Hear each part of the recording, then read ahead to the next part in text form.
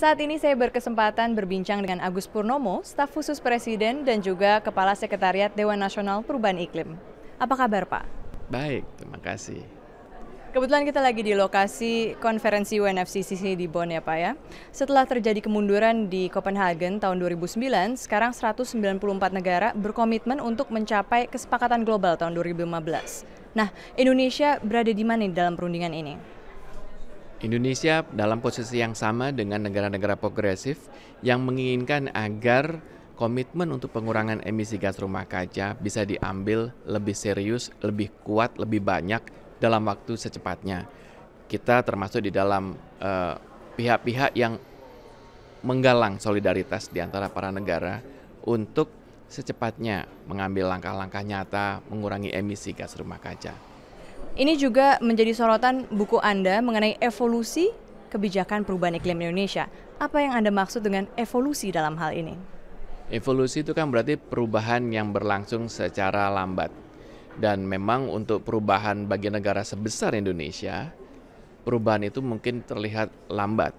Tapi kita sudah membentuk, Presiden SBY mendirikan Dewan Nasional Perubahan Iklim yang anggotanya 17 menteri pada tahun 2008, 5 tahun yang lalu. Kemudian Bapak Presiden juga memerintahkan kepada Menteri Bappenas untuk menyusun rencana aksi pengurangan emisi sebagai tindak lanjut dari komitmen beliau di pertemuan G20 di Amerika Serikat yang menyatakan bahwa Indonesia akan mengurangi emisi gas rumah kacanya secara sukarela sebesar 26% dari perkiraan emisi pada tahun 2020 apabila kita tidak melakukan apa-apa. Jadi business as usual.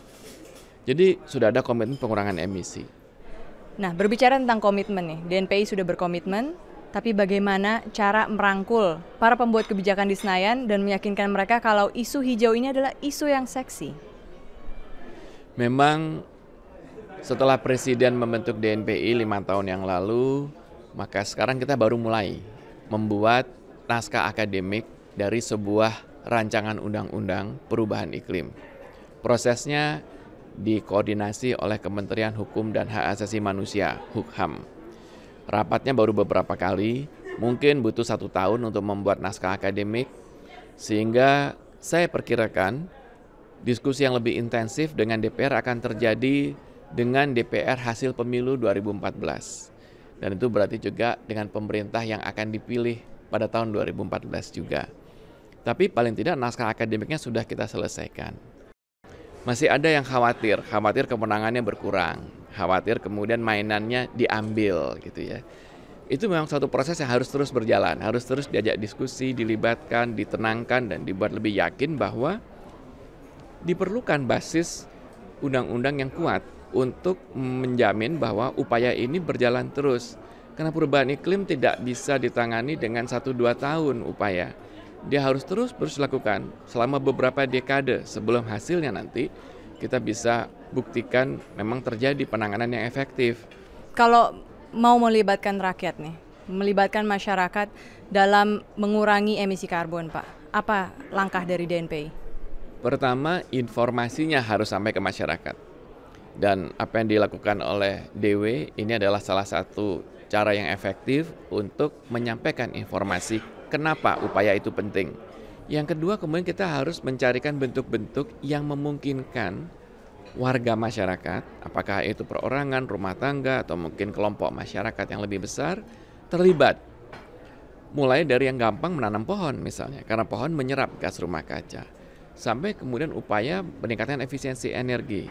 Itu upaya yang tidak saja secara langsung mengurangi emisi dan membuat kita juga lebih kuat terhadap dampak negatif perubahan iklim. Misalnya, berperilaku hemat energi di rumah, menggunakan peralatan hemat energi, berhemat di dalam menggunakan bahan bakar untuk transportasi. Mobil dipakai kalau perlu dengan beberapa orang, jangan bolak-balik setiap kali jalan 1 orang. Kalau bisa pakai kendaraan transportasi umum, pakailah transportasi umum misalnya. Ongkosnya lebih murah, kemudian juga emisinya lebih kecil. Nah, apabila nanti pendanaan untuk pengurangan emisi di hutan dan karbon bisa terwujud dalam 1-2 tahun ke depan, maka masyarakat di hutan, masyarakat di lahan gambut itu bukan saja bisa melakukan yang tadi, mengurangi biaya hidup, tapi juga akan mendapatkan pendapatan tambahan. Baik Pak, terima kasih banyak. Sukses terus ya Pak ya. Terima kasih.